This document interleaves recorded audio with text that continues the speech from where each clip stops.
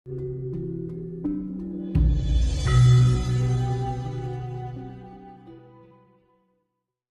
itu akhirnya banyak orang terjadi kebangkitan spiritual kan karena faktor itu, Mas.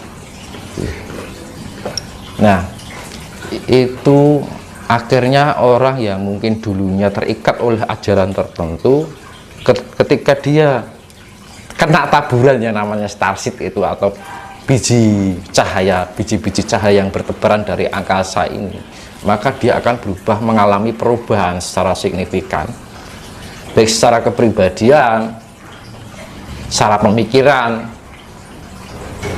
cara pengetahuan. Mereka akan di-mindset total, dirubah total. Makanya dengan kejadian seperti itu terjadinya kebangkitan spiritual, dan itu dimulai dari sejak tahun 2018, 2019 tambah banyak lagi, 2020 tambah banyak lagi, tambah benturan yang COVID itu, semakin orang cenderung untuk menekuni apa yang ada di dalam diri. Jadi inner work itu adalah memahami sesuatu yang ada di dalam, tidak keluar gitu loh. Nah, sebenarnya kan ketika kita bisa mendalami sesuatu apa yang di dalam diri kita pada saat itu sebenarnya kita sedang memahami alam semesta ini. Karena apa?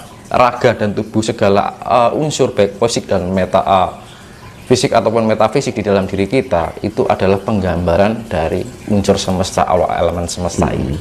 Dan kinerjanya ketika kita bisa memahami, oh di dalam jantungku itu pergerakannya di gini, oh darahku itu begini, oh kandungan darahku itu ada apa aja, sistem kinerjanya bagaimana. Ketika kita bisa mampu menjadi inner work atau melakukan pekerjaan yang ada di dalam diri kita, kita mencari sesuatu yang mungkin sekiranya dipahami, akhirnya kita mengetahui, oh ternyata ketika kita sebelum mencapai yang namanya Tuhan itu, kita harus bisa mampu mendalami diri kita, gitu Mas. Jadi mau nek ngundung ngotok ngono ki ora tekan Mas, sebenarnya hanya sebuah doa, itu kan sebuah pengharapan, iya Mas. Beda kalau dengan kita sebagai inner work itu kan kita mencari jati diri, gitu. Jadi mencari siapakah diri saya, gitu. Bagaimanakah diri saya. Akhirnya kita menemukan apa langkah-langkah yang sesuatu yang harus kita lakukan untuk kehidupan ini. Nah, akhirnya menemukan berbagai penemuan pengetahuan yang kita munculkan dari potensi yang ada di dalam diri kita sendiri sebenarnya. Nah, ketika orang bisa mampu untuk itu, mereka akan mudah untuk menerima informasi dari yang ada di luar planet bumi ini. Karena pola pandangnya sudah universal, tidak terbatasi atau terpenjara yang namanya dogma dan doktrin itu tadi, Mas. Makanya orang Jawa itu ilmunya ilmu fleksibel. Kenapa orang Jawa, kebanyakan orang terbangkitkan spiritual lari pada ajaran-ajaran adiluhung tanah Jawi? Orangnya ajaran Jawa itu sifatnya tidak membatasi antara dengan misalkan kita menjadi orang istilahnya wong ngarani kejawen, nah gitu kan. Iya. Kan tidak pernah ada suatu pemaksaan, kan gitu kan. Nggak pernah sifatnya orang Jawa itu menyalah-nyalahkan, sifatnya itu fleksibel gitu. Luas ajaran Jawa itu, mau begitu silahkan, asal apa yang kamu jalani itu baik, kan gitu tuh. Jadi memberikan kebebasan untuk orang itu agar bisa memahami bagaimana kehidupan ini, entah bagaimanapun caramu, asal itu menjadikan kamu baik, jalanilah. Itulah orang Jawa. Keunikan ajaran orang Jawa seperti itu. Kenapa? Makanya orang terbangkitan pada lari mungkin kejawen atau kapitayan yang disebut orang mengatakan kan gitu kan. Lah karena yaitu tadi ajaran-ajaran Jawa itu sifatnya luas dan gitu, tidak banyak larangan. Dan justru itu akan menjadikan tuntunan yang baik, karena orang Jawa itu mengajarkan tentang keluhuran. Luhur itu kan kemuliaan ya Mas. Dan mengajarkan tentang kehalusan di dalam kehidupan ini. Iya kan? Ketika pikiran kita halus, perasaan kita halus, otomatis tingkah laku kita juga halus. Ketika tingkah laku kita halus, berarti kan perbuatan kita baik. Ya kan? Nah itu sebagai karena orang Jawa itu mengetahui dengan benar bagaimana esensi dari sifat ketuhanan itu yang sebenarnya.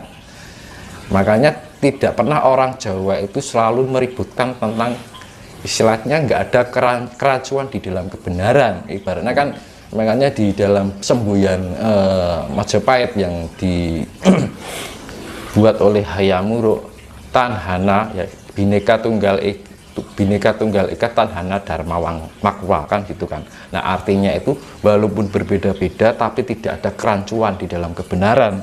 Jadi orang itu tidak berebut tentang kebenaran, tapi memberikan kebebasan untuk mencari kebenaran. Ya kan? Mau kamu jalan ke sana, asal kamu menemukan kebenaran, it's okay kan gitu loh. Kamu mau jalan ke sana, kalau itu kamu menemukan kebenaran, oke. Tetapi ajaran-ajaran yang istilahnya berkembang di zaman sekarang ini hanya itu tadi, mempersempit wawasan kita. Seharusnya kita itu bisa melangkah dengan luas dengan adanya kehidupan ini. Akhirnya kita kayak terpenjara, seakan-akan ketika kita keluar dari ajaran itu dianggap salah, dianggap itu orang yang berdosa, ya kan? Iya. Nah makanya kita mulai kembali kepada ajaran yang namanya ajaran keluhuran tanah Jawi, kembali pada budi pekerti tanah Jawi, karena yaitu tadi pemikiran orang Jawa itu tidak sesempit seperti itu. Nah makanya dulu Jawa itu di zaman masa kerajaan Majapahit pemikirannya itu justru lebih luar biasa. Sekarang gini, Majapahit bisa menguasai dunia, ya kan? Dermaga dan kapal-kapal dari Majapahit itu menguasai dunia, ya kan? Makanya kan ada lagu nenek moyangku seorang pelaut, nah itu kan ada kan. Nah, leluhur kita dulu para pelaut yang menjelajahi dunia, nah gitu, sehebat itu. Nah, kenapa sekarang menjadi seperti ini? Nah, ini yang menjadi PR buat kita. Kenapa gitu kan? Dan selama ini kita hanya terbawa dogma dan aturan yang dinamakan, kalau secara non fisiknya itu adalah doktrinisasi, ya kan? Secara fisiknya adalah perekonomian yang namanya kapitalisme itu tadi, politik ekonomi dan politik keagamaan. Di secara non fisiknya politik keagamaan lah, yang satunya politik perdagangan. Makanya dulu penjajahan itu awal mulanya dari orang yang berdagang menuju ke Nusantara, ya kan, tujuannya berdagang, ya kan. Lah secara fisiknya seperti itu, penjajahan yang secara fisik.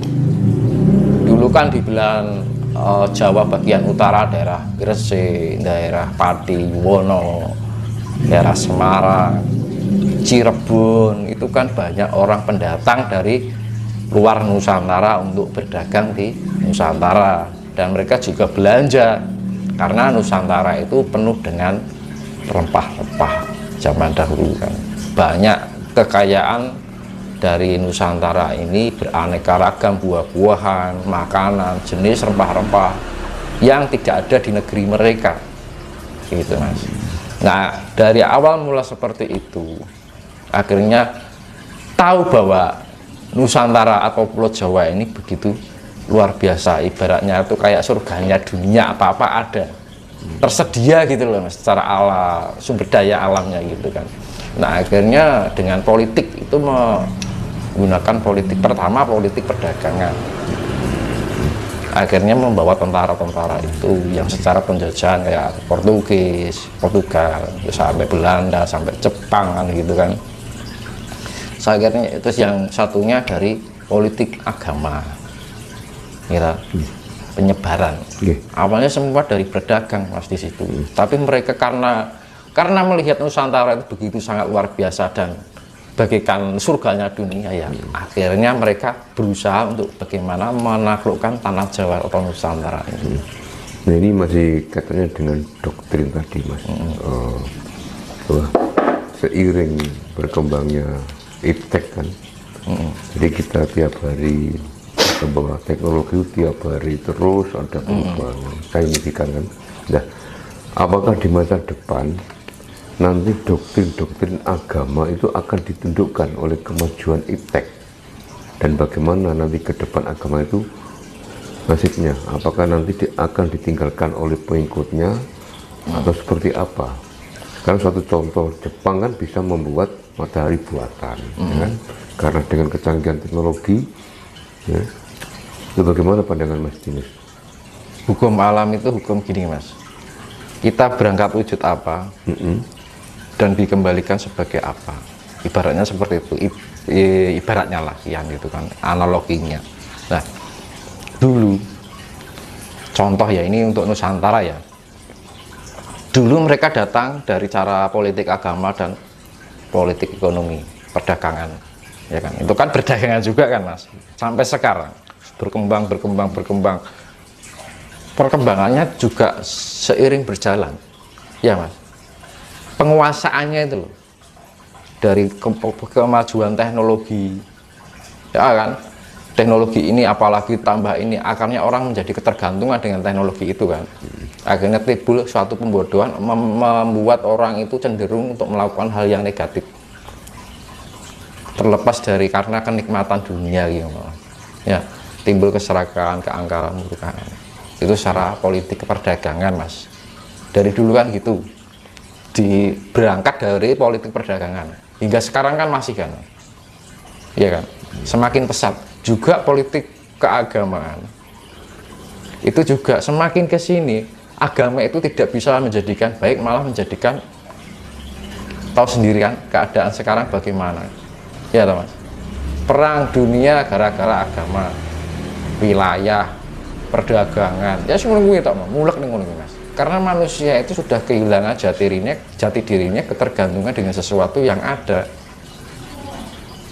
Yang pertama doktrin, ya tuh.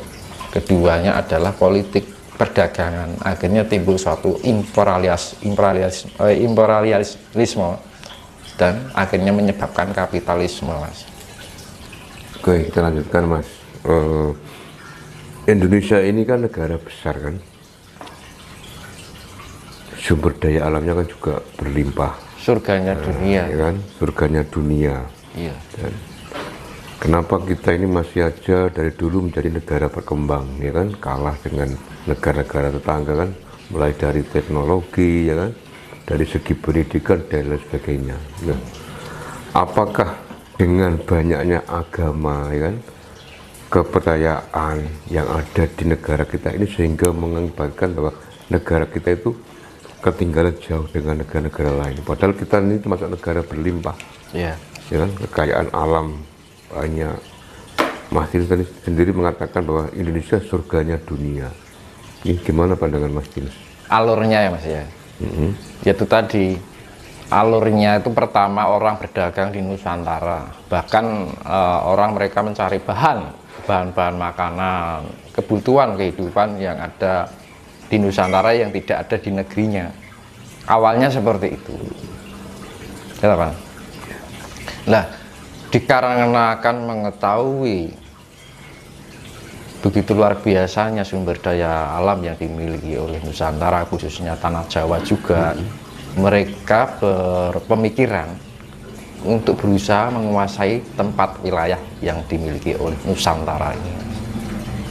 Nah, akhirnya mereka mempunyai siasat, yaitu dengan politik adu domba, ya Mas. Dari kekuasaan kerajaan yang ada di Nusantara, yang menjadi incaran utama adalah kerajaan Majapahit, karena mereka itu punya taktik juga Mas. Karena orang Jawa itu benar dia, mereka itu memang karena sejak keruntuhan sejak dasarnya di saat itu, setelah sepeninggalan Hayam Wuruk itu terjadi banyak peperangan antar saudara di Majapahit karena perebutan kekuasaan. Nah, Majapahit menerima kelemahan-kelemahan di situ. Sebenarnya itu juga hukum karma juga bagi Majapahit karena terjadi kisah Bubat.